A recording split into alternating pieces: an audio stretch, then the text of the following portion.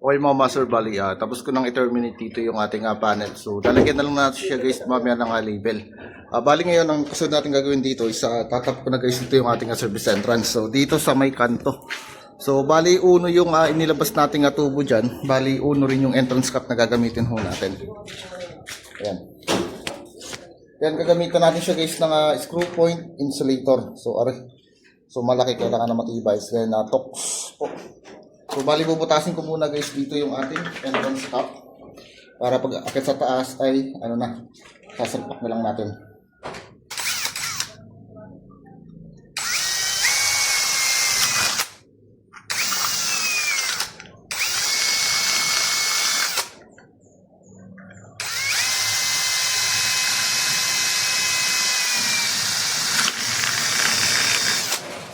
Okay na. Then, yung ating mill adapter, so salpa ko na rin siya rito.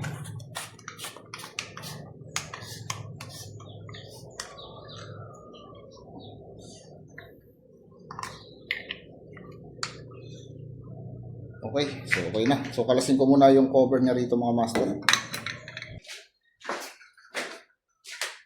So kalasin lang natin siya. So matigas yung pa yung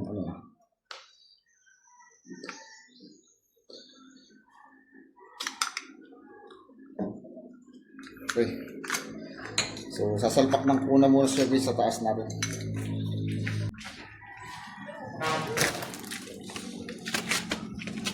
So, na yung entrada natin.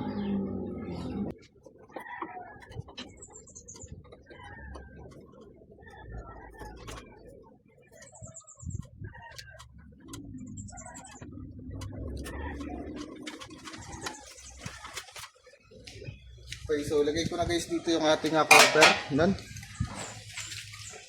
Are, itong kulay itim natin. Are.